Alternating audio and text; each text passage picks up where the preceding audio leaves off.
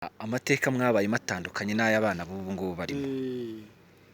Hari ababyeyi bamwe na bamwe usanga bababwira ati mwabana mwe gutya na gutya, ugasanga barabasubiza mu mateka ya kera babayemo. Oya ibyo ngibyo ntabwo twabikora. Abana mubaganiriza iki Abana ku cyerekeranye n'amateka y'u Rwanda, cyane ko aribo Rwanda rw'ejo? kubaganiriza urababwira ati umuntu iyo yashase kugushyiramo n'ingengabitekerezo ugomba kuyirinda, Yego. ukayireka ukayireka kuko natwe aho tuyijyamo tariho.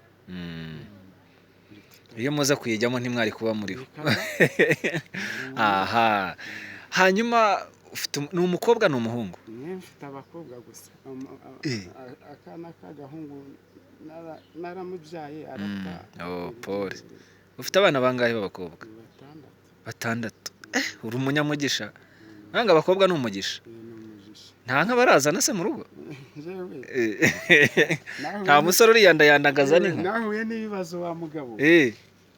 Uwa mbere, umukobwa wa mbere bari bamusabye n'ibihumbi za 300 kugira ngo babime, noneho bamaho 180, ariko yarakocoye, yari yasabye ashaka kugira ngo tubahingire. Noneho wenda za 300 n'inka. Sa nk'uzamurahijwe. Nyuma yaho arakocora, amaje gukocora ama 180. None ama 180, ejo bundi umwana yagize ikibazo cyo mu mutwe kurwara stress gusa. Pole kwa muganga. Namujyanye Jumba, ngize amahirwe bamujyana i Kigali muri abasazi. Mbona mukuyeyo, ubu ngubu arihangana afata imiti, bari mu rugo. Baramufashije aroroherwa? Baramufasha aroroherwa, ariko no kuguma kujya imiti. Iyo yayirese birongera bikaba ibibazo. Mwihangane, mukomeze mwihangane. Aha, ni uwo mukuru ni wari ugezwe igihe cyo gushaka wenyine? Niwe mukuru. Abandi nta baracyari kwiga? Abandi bari ese babonye amahirwe yo kwiga? Warabaretse bajya ku ishuri bose? Uwa mbere yarize ararangiza.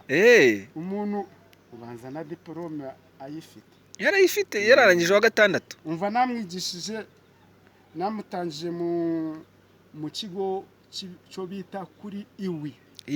Zanuza za Rwamagana. Urumva? Mu kigo cy'abakobwa. Ubwo avayo ajya mu Ruhango. Avuye mu Ruhango arangiza. Mu Ruhango yize hehe? Yize mu ishuri ryo mu Ruhango. Mu ndangaburezi muri Aparudi hehe? Birashoboka. Mu Ruhango hari n'ibigo byinshi cyane buriya. Niho yize. Ubwo rero ararangiza, araza bamushyira mu ntuza mu ngando, ajya mu ngando.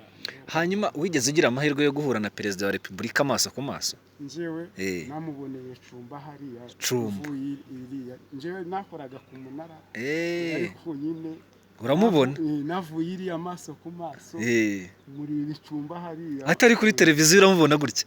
Wabonye ameze ate? Yarangize neza nyagasore. Wabonye ameze ate? Ameze neza. Neza cyane. Cyane. Ariko umbwira, uramutse ugiriba nk'amahirwe ugahura nabo amaso ku maso bakakubwira bati gira nk'ikintu musaba, wamubwira iki? Namubwira iki?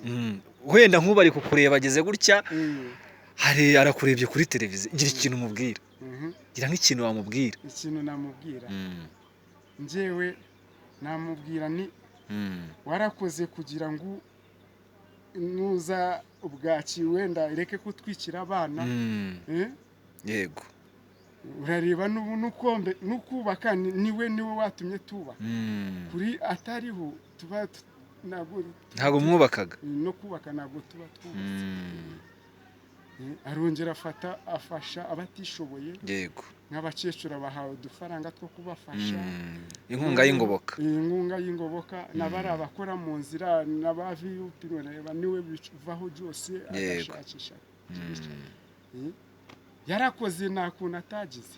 Nta kintu ntacyo mwamuburanye. Nta kintu twamuburanye. Yes, reka dukomeze tubashimira cyane rero tubabwira ko iyi ni Satiya TV ndetse na Rwagakoco Live TV. Ni umusaza twaganiraga uherereye hano mu murenge wa Cyumba, ni mu karere ka Gicumbi. Siko bimeze ra? Ntago nibeshye. Reka rero tubasuhuze kandi dukomeze tubifuriza ibihe byiza mwese, kandi turabakunda cyane. Nyagasana akomeze abahire muri byose. Bye bye.